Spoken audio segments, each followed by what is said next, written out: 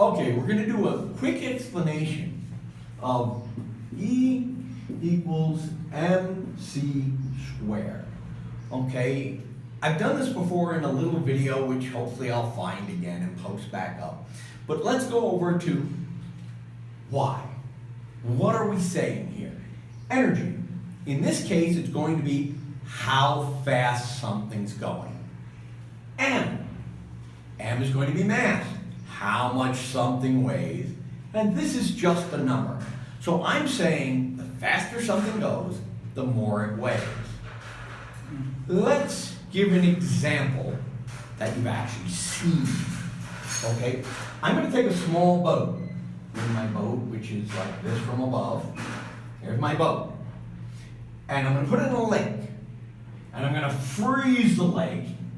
And then I'm going to take the boat out of the hole and give you a bunch of wood and say build a boat in the hole. Well, you'll look at the hole in the water and build the exact same boat. But now I'm going to make an ever so slight change. And I put here a little sail. And my boat starts moving. Now, if you've been on a moving boat, you'll notice that behind the boat there's this little pocket. It's not boat, it's not water, it's air. And it has to do with how long it takes the water to come back after the boat's left. So now I freeze the lake again, I take the boat out and give you a bunch of wood.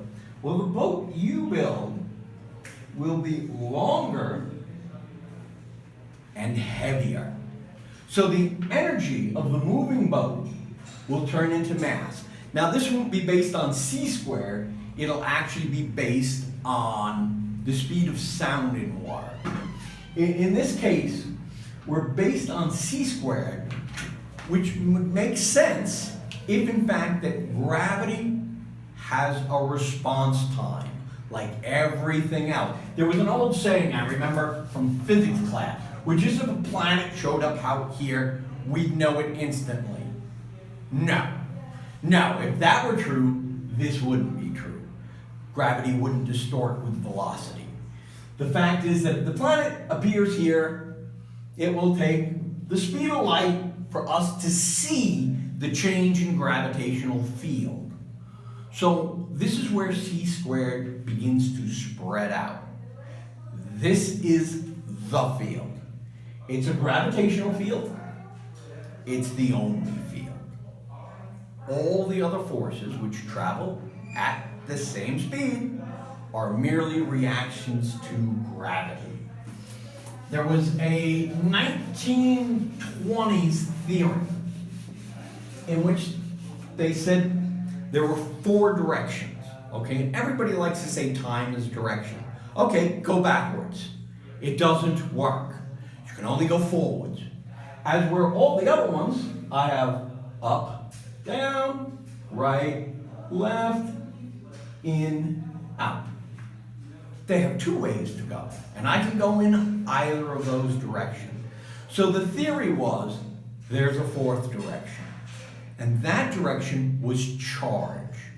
So basically, we're going to take a line in gravity. Here's just a thin line of a gravitational field, okay, and we're going to add this direction to it. And this direction we call charge. Yeah, I'm using the same C, so we can use a CH if we want, or an E is sometimes used for charge.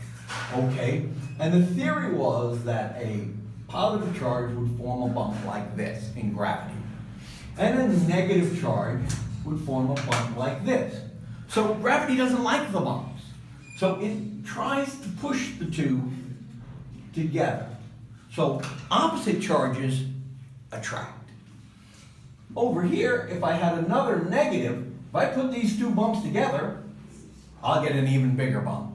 Gravity doesn't like the bigger bump, so gravity pushes these 2 away from one another. This is quite an old theory, but it works really well when you think about the wire that ran to California and back. Speed of light, same reaction time.